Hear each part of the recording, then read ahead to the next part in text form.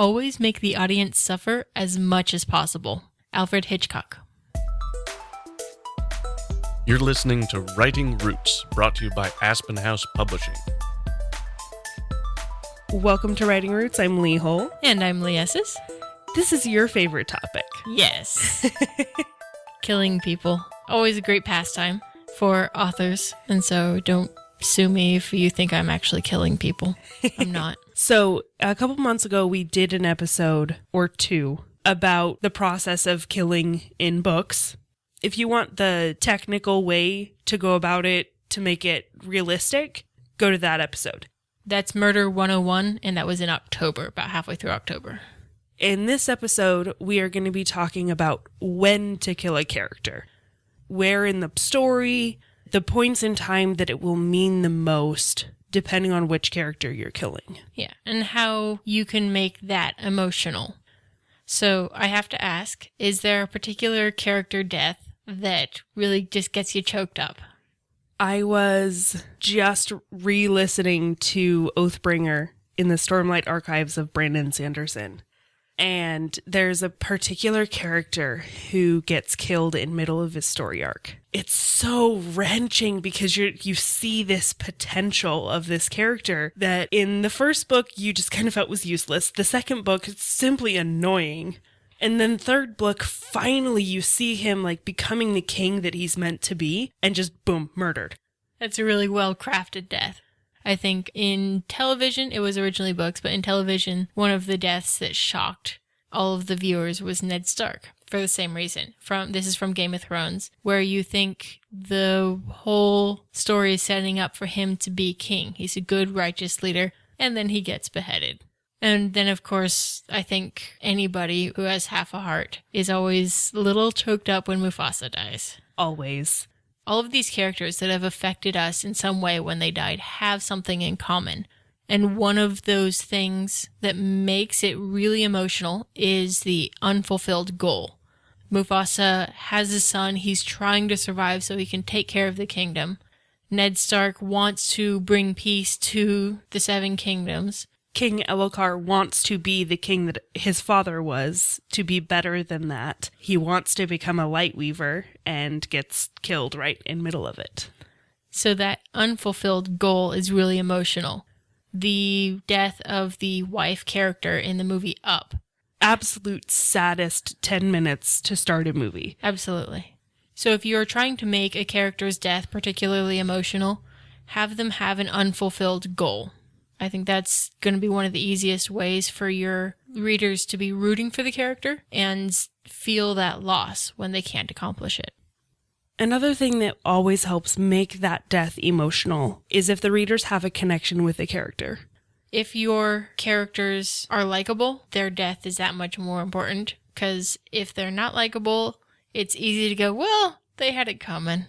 I'm going to keep going back to the Elhokar Stormlight Archives example, because if he had died in the first or the second book, I honestly wouldn't have cared. He was annoying, he was useless, but seeing that transition in the third book, in his character arc, where he's finally accepting that he doesn't have to be the king his father was, that he can be something different, and accepting that finally he needs to change, gave me that connection to the character that I hadn't had before.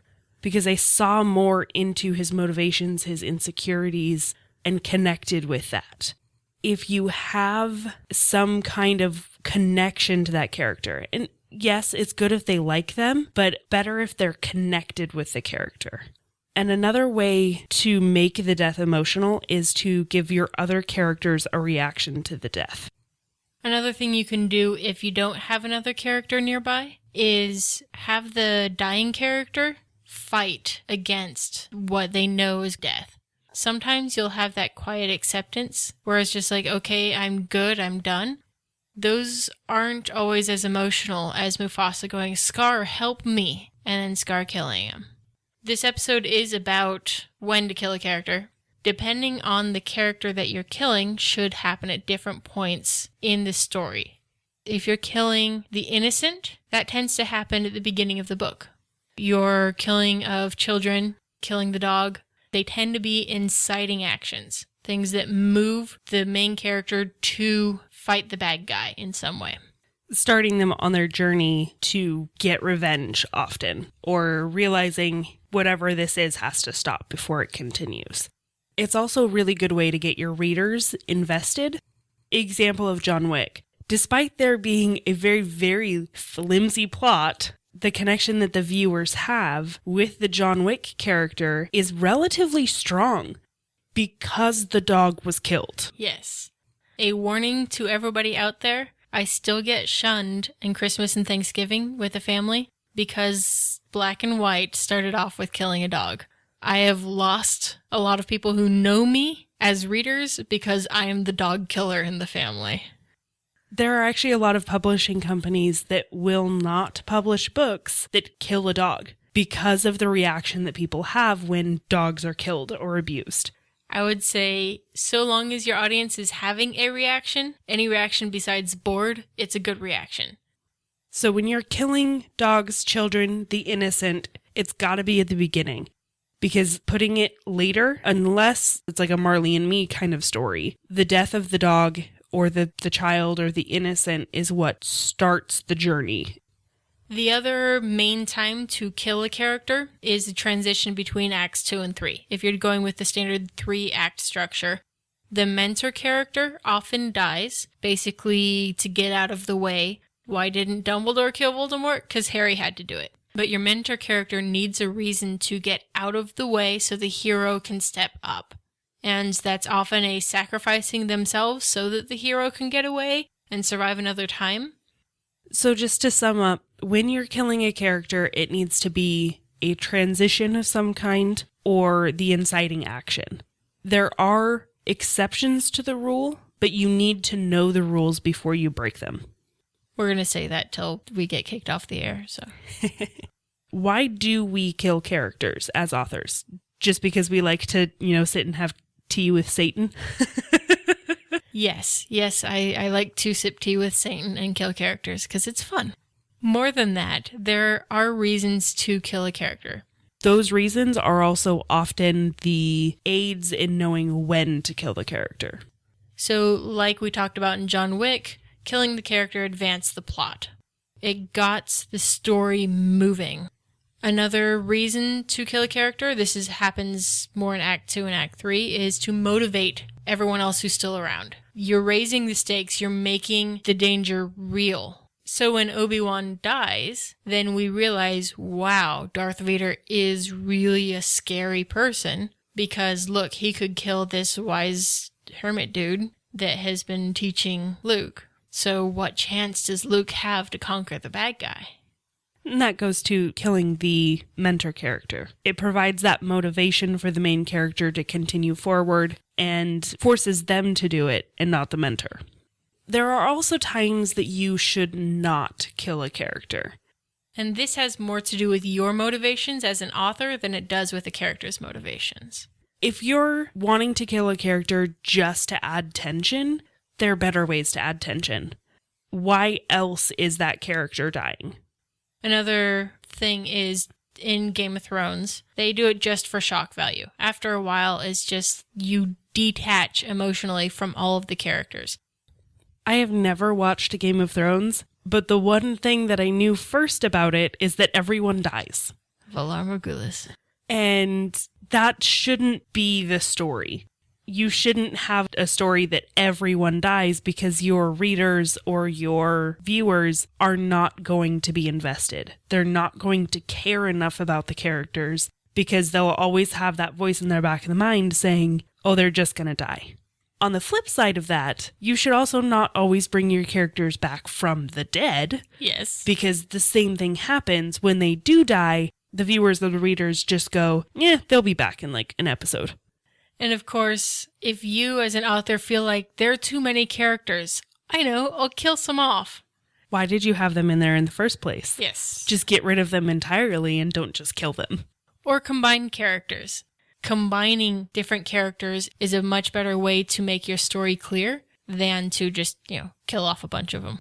Now we're going to get into the highly debated aspect of killing characters. Do you kill main characters? Me? No. Yes, always. This goes back to it being more difficult to establish that rapport with your audience, that trust that this person is okay to invest in. Yes, it's okay to kill characters sometimes, especially if there are characters that are invested in. But like in Game of Thrones, if it's expected that all of these characters are going to die, don't do it. I see this idea come with a bunch of new storytellers that I've spoken with. And that's, what if I kill all my main characters in the first act? What? At that point, your main character isn't what you think it is. When you are killing a main character, you have to have planned it from the beginning. And yes, I say that as a pantser. You have to plan a main character's death. It has to happen with purpose, and it has to be set up right. Foreshadowing that for your main character is helpful. They've always known that it's their purpose in life to sacrifice themselves to save somebody more important. If you set that up ahead of time, then we're more likely to accept it at the end. You should also be very cautious about killing main character just to resolve some other plot device in your story. Like, say, a love triangle. That shouldn't be how you resolve a love triangle. The biggest reason for this is that just killing off a main character to resolve some other thing is a cop-out. It means that you're not wanting to put enough effort into your writing to actually come up with a solution. That should never be it. Again, it has to be planned. It has to be intentional. There has to be a reason for that main character to die. And a reason for your audience to accept that that main character has died. Hopefully we've helped you out today figuring out when to kill a character, if you should kill a character, and how to best do that to make it matter to the readers. But don't let the readers dictate killing characters, because readers will always say don't do it. But you have to do what's best for your story, what's best for your writing, which means writing selfishly. If you have a question or comment for our hosts or a topic you'd like us to cover, send us an email at writingroots@aspenhousepublishing.com or find us on Facebook by searching for Aspen House Publishing.